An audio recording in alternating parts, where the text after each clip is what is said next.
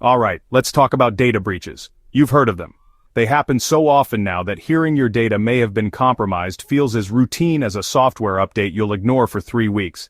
But I need you to listen up, because this isn't just another leak. In June 2024, researchers uncovered the single largest data breach in the history of the internet. We're talking about 16 billion, that's billion with a B, sets of login credentials. For scale, that's enough for every single person on Earth to have 2 of their accounts completely exposed.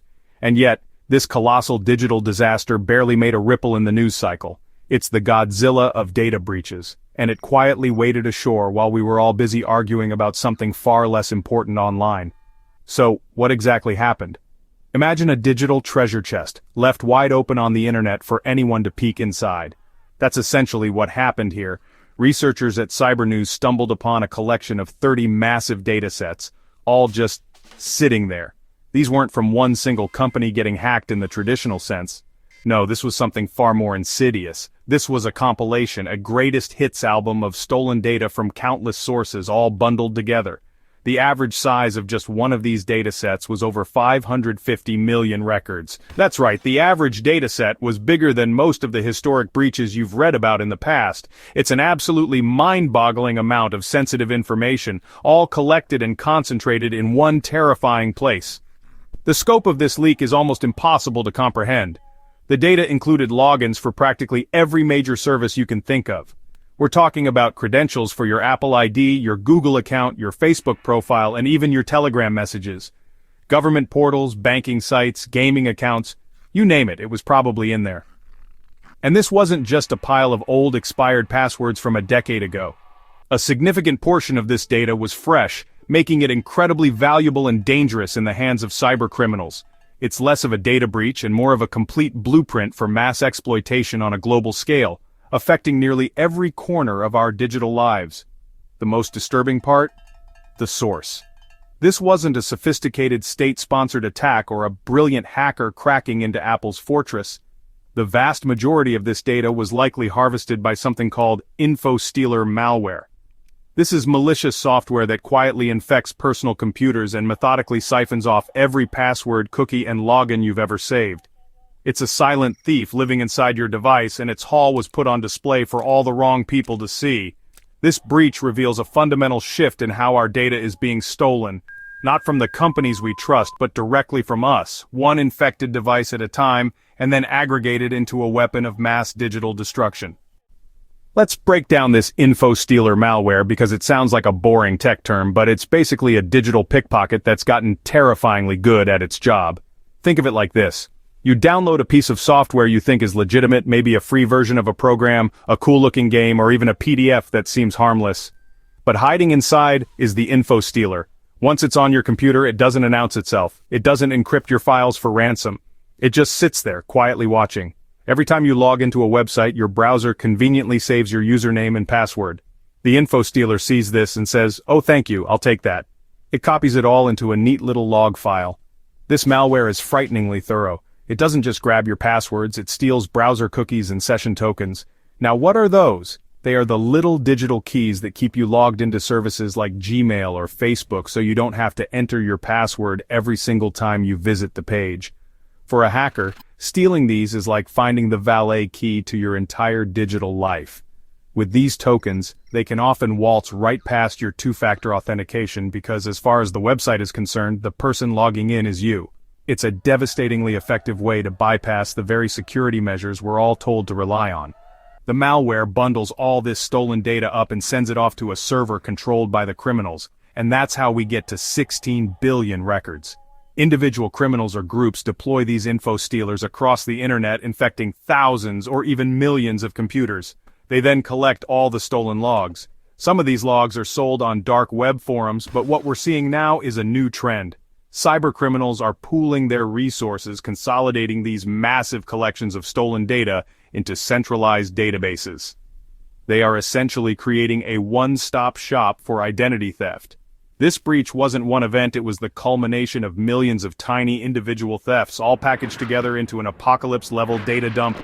It's a testament to the industrial scale of modern cybercrime. So how worried should you be? Very. The answer is very worried. Because this isn't about whether Facebook or Google had a security failure. They didn't. This is about whether your device was compromised maybe even months or years ago, without you ever knowing.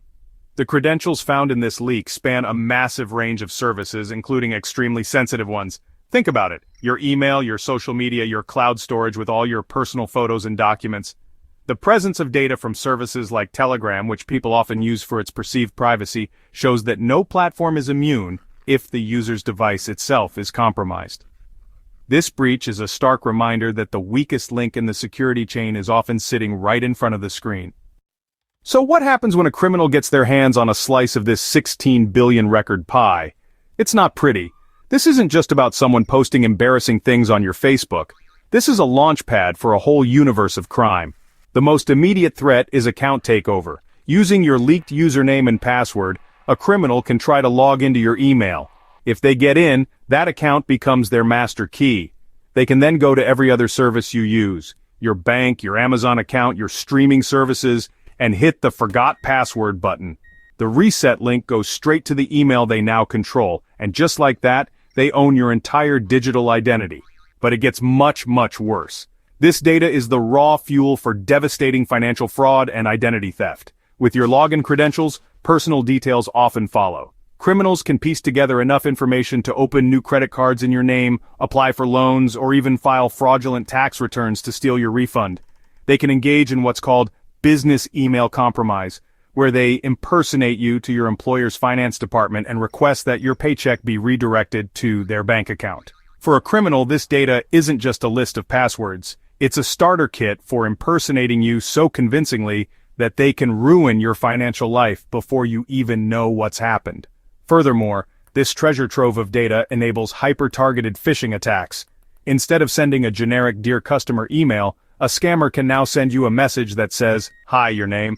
There's a problem with your recent order on website you actually use." The email will look legitimate because it contains details they could only know from having access to your account. They might ask you to click a link to verify your details, which then leads to a fake login page designed to steal even more information, like your credit card number or answers to security questions. The specificity makes these scams incredibly difficult to spot, even for a savvy user. And let's not forget the risk to our broader security.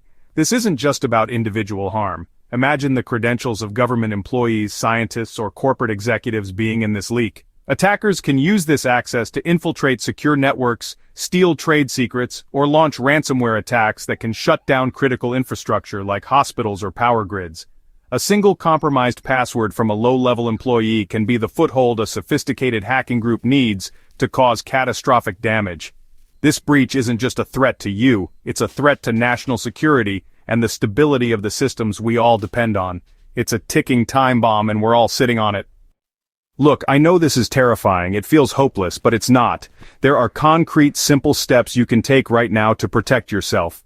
First, and I cannot stress this enough, change your important passwords. Start with your primary email account, then your banking, then your main social media. And for the love of all that is holy, do not reuse passwords. I know it's a pain, but using the same password everywhere is like using the same key for your house, your car, and your office. Once a thief has it, they have everything. Use a password manager. They generate and store long, complex, unique passwords for every site, and you only have to remember one master password. It is the single best thing you can do for your digital security. Second, enable multi-factor authentication or MFA wherever you possibly can. This is that thing where a site texts you a code or asks you to approve a login from an app on your phone. Yes, it's an extra step. Yes, it can be annoying. But it is a massive roadblock for criminals. Even if they have your password, and even if they have your session cookies, a properly implemented MFA can still stop them in their tracks. It's like putting a big heavy club on your car's steering wheel. A determined thief might still get through, but most will just move on to an easier target. It is a small inconvenience for a huge leap in security. Also, run a reputable antivirus scan on your devices to check for any lurking Infostealer malware. Now, while we're all busy doing our homework, we need to talk about the companies. For too long, the narrative has been about user responsibility, but that's a cop-out. Companies that hold our data need to be held to a much higher standard. They need to be proactive in detecting and invalidating compromised credentials. They should be forced to implement stronger security by default, not as an option buried in settings. We need regulations with real teeth, serious financial and even criminal penalties for companies that fail to adequately protect the data they profit from. If a company can be fined billions for privacy violations, maybe they'll finally start taking it seriously. Ultimately, this 16 billion record breach is a deafening wake-up call. It's a symptom of a sick system where our personal data is a commodity and our security is an afterthought. We need to demand better. So what do you think? Is online privacy a lost cause, or should we be fighting harder? Should companies face severe consequences for these systemic failures? Let me know your thoughts in the comments below. Your voice matters in this conversation. Thank you for reading, and please, stay vigilant out there. It's a jungle.